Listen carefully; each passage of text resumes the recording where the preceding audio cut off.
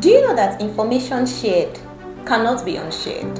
Have you ever spoken about something to someone or a group of persons, and you were speaking genuinely and you were talking like innocently, and maybe you felt pained or there was something going on with you and you wanted to share, and you shared it with this person or group of persons, but the outcome didn't come out the way you expected it, or it didn't you did the results didn't sit right with you, and you felt somewhat bad at the end of it all, like having, because you spoke from your heart and they weren't getting you, or it wasn't what you expected, like the response wasn't what you expected. There are some reasons why this could have happened, and we are going to be looking at the life of Jesus today to pick some lessons from him on communication and how to speak to people. I, for example, I was on that boat for a very long time. I used to like talk because I'd be like, I beg, okay, this person looks good, this person is nice, this person is I would say maybe an elderly person, and I'll feel like I let me just talk to this person, let me just share. But when I end up sharing that information, when I end up talking about that thing, the response or the end result always comes out some way, and I'll be wondering, I'm like, what did I do wrong? How did I get it wrong? There are so many things that one can get wrong when sharing information, and today we are going to be looking at the life of Jesus and picking some points from him.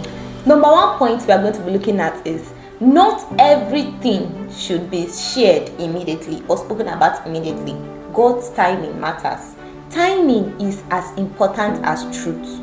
Timing is as important as sharing that information. It's as important as passing that information across.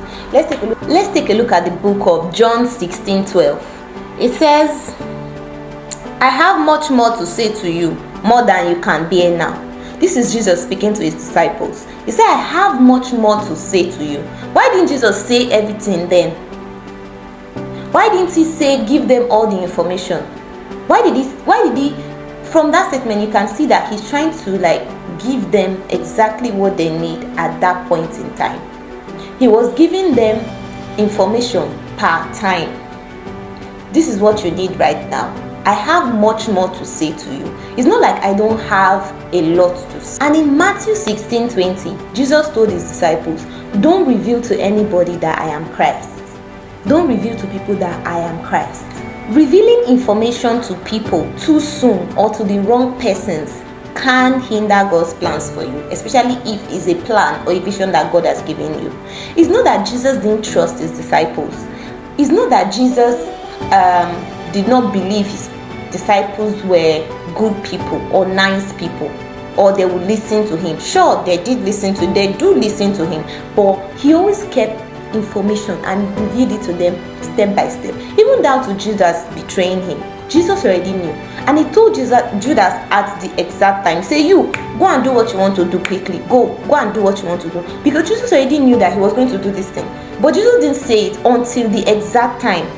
The timing, when it was the right time, that was when Jesus told him, you go and do what you want to do quickly. I'm sure almost everybody has heard this statement, give to Caesar what belongs to Caesar and give to God what belongs to God. That statement actually came from Jesus Christ. And why is that statement so famous? That statement has been misunderstood, has been turned around, turned upside down, used to do and say different things. But why is that quote so very famous? It's because that statement is a wisdom statement made by Jesus Christ. And why did he say that thing? He said it not to deceive people. No. He applied wisdom and discernment in answering a question that was supposed to be a trap for him. That is Jesus. That is Jesus applying wisdom to a situation. And he did it many times in the Bible. He did it so many times in the Bible. There are many times that the Pharisees and Sadducees will come to him to ask him a question, and they will expect him to give a direct answer, like to just say something that they will use to trap him, and he will answer with wisdom. And they will be left thinking and wondering, like, what is this person saying? What is he doing? Is this not the son of this? What is he now saying? They ended up being confused. Not because he was trying to confuse them, but because he used wisdom in answering them. So the plans they had that time could not be executed. The things that they are for him to say those things and then use that thing to trap him. But then he will apply wisdom and discernment. Not because he cannot say or answer them directly or say what he wanted to say. There were times he answered them directly. There were times he gave a direct answer. That was also wisdom. We can see Jesus applying wisdom and discernment. Not all questions should be answered. Not all questions that people ask you should be answered directly. Know when to apply wisdom and know when to answer directly. Not to be deceptive, but to be wise. The last point we are going to be taking a look at today is silence. Silence in itself is communication, like it's a full sentence on its own. Silence. There were many times that Jesus used silence in the Bible. You always see the writing in the Bible, Jesus held his peace. Jesus held his peace. Jesus kept quiet. A very good example was when those people were about to throw stones at that woman, the woman that was accused of adultery. And they were going to throw stones at her. They were trying to trap him. They were trying to say something like, hold him there. What did he do? He kept quiet, bent down, and started writing on the sand. It's not because there's something wrong with his mouth. It's not something because he could not say anything, but because he used silence to answer them. He started writing on the sand, and then they read it, and they got their answer, and everybody started leaving one after the other. They started leaving one after the other. Another very good example again is the power of silence. If Jesus had not kept silent at some point, and even when Jesus was being tried by the Sadducees and Pharisees in front of Pontius Pilate, Jesus was silent. Not because he didn't have what to say, not because he didn't know what to say. He was mocked, he was beaten, he was made to carry the cross and later hung on the cross.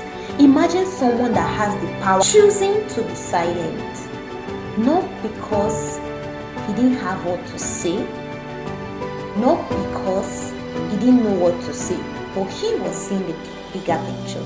He knew what they did not know. Sometimes silence can be strength itself, which was demonstrated by Jesus Christ. God bless you. Good morning, I'm in today.